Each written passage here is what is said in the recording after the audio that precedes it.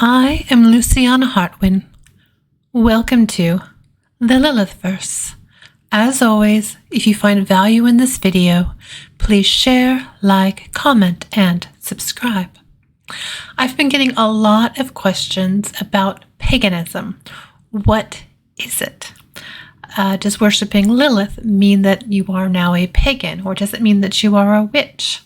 So I've decided to do a series of videos on basically a broad introduction to paganism, and as we go along we will narrow the scope down to talk more specifically about modern worship of Lilith and how that fits into paganism as a whole. So paganism, what is it?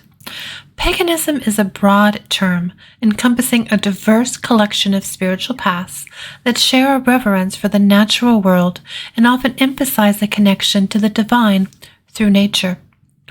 Unlike Abrahamic religions like Christianity, Judaism, Islam, with a single central deity, pagan traditions typically embrace polytheism, a belief in multiple gods and goddesses, or animism, the belief that spirits inhabit all living things.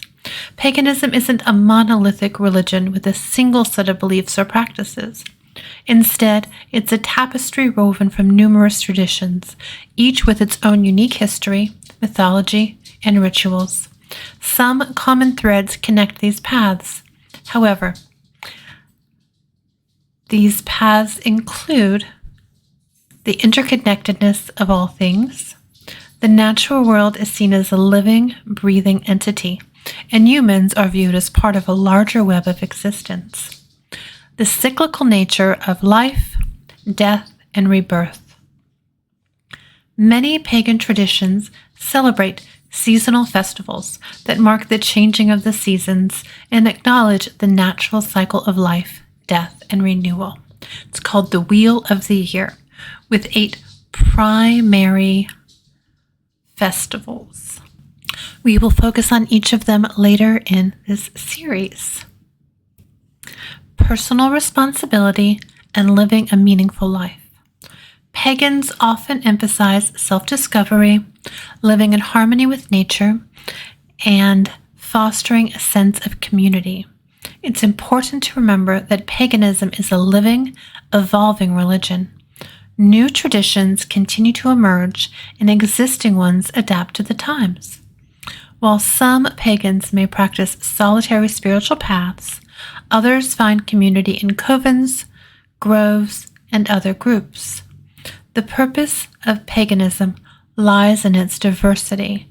There's a path out there for those seeking a connection to the earth, the divine, and a way of life that celebrates the natural world. The elusive definition, embracing the tapestry. Pinning down a single definition for paganism can be like trying to capture a butterfly in mid-flight.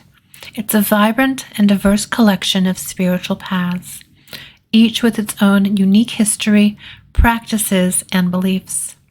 While some common threads bind these traditions, attempting to create a rigid definition risks overlooking the richness and complexity of paganism. Here's why defining paganism is a challenge. Historical baggage. The term pagan was originally used by early Christians to describe those who didn't follow their religion. It carries negative connotations and continues to do so in some circles. Diversity of traditions. From the nature-based practices of Wicca to the ancestral reverence of some African traditions, paganism encompasses a multitude of paths. Each tradition has its own set of beliefs, deities, and practices. Evolving landscape. New pagan paths continue to emerge, and existing ones adapt to the ever-changing world. What defines paganism today might not hold true 10 years from now. Embracing the nuance. A spectrum, not a monolith. Instead of a strict definition, it's perhaps more helpful to think of paganism as a spectrum. On one end might be Reconstructionist traditions that seek to revive practices of ancient religions. On the other end, some contemporary pagans might create eclectic or solitary paths that draw inspiration from various sources. The beauty lies in this very diversity. Paganism offers a space for those who seek a connection to the earth, the divine, and a way of life that celebrates the natural world. It's a journey of exploration, not a set of rigid doctrines.